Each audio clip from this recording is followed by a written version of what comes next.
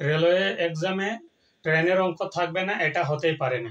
এখানে আমরা একটা ট্রেনের অঙ্ক নিয়েছি। এখানে বলতে চাইছি কি, একটি ট্রেন বনগাঁ থেকে শিয়ালদহ যায় ঘন্টায় 45 কিলোমিটার গতিতে এবং ফিরে আসে ঘন্টায় 36 কিলোমিটার গতিতে। সমগ্র যাত্রা পথে ট্রেনটির গড় গতিবেগ ঘন্টায় কত হবে? আমরা ধরে নিয়েছি কত, বনগাঁ থেকে শিয়ালদা এই ডিস্টেন্সের দূরত্ব কত, এক্স কিমি, তাই না?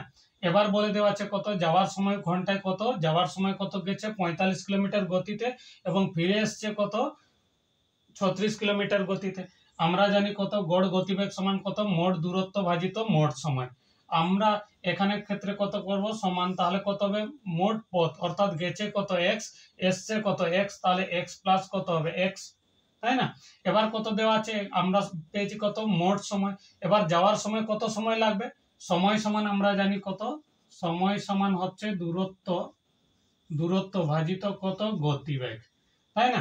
তাহলে দূরত্ব কত গেছে, প্রথমে যাওয়ার সময় এক্স, কত গতিবেগে 45 কিলোমিটার, অর্থাৎ কত হবে 45 কিলোমিটার এখানে, প্লাস এবার এসছে কততে, এক্স কিলোমিটার এটা, এবং কত গতিতে এসছে 36 কিলোমিটার গতিতে, অর্থাৎ এখানে হবে 36, অর্থাৎ এটা হচ্ছে প্রথমের সময়, এটা হচ্ছে ফেরার সময়, অর্থাৎ রিটার্ন আসার সময়। তাহলে এটাকে ক্যালকুলেশন করলে কত হচ্ছে, উপরে হচ্ছে 2x, এখানে x কমন করলে থাকছে কত, একের 45 যুক্ত কত, একের 36 এটা।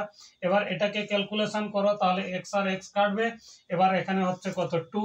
এবার এই 45 আর 36 কে লসাগু করলে হয়ে যাবে কত, 180, 180 হয়ে যাবে কত, 180। এবার কত, 45 চারে 180 এবং 36 5-এ 180, তাহলে আমার হয়ে যাচ্ছে কত, 2 ইন্টু কত 180, আর এখানে হয়ে যাচ্ছে কত 9, তাহলে 9 দুগুণে কত 18, 20, তার মানে হয়ে যাচ্ছে কত 40, 20 দুগুণে 40, অর্থাৎ কত 40 কিলোমিটার গড় গতি হবে, 40 কিলোমিটার গড় গতিবেগ হবে ঘন্টায়, তাই না?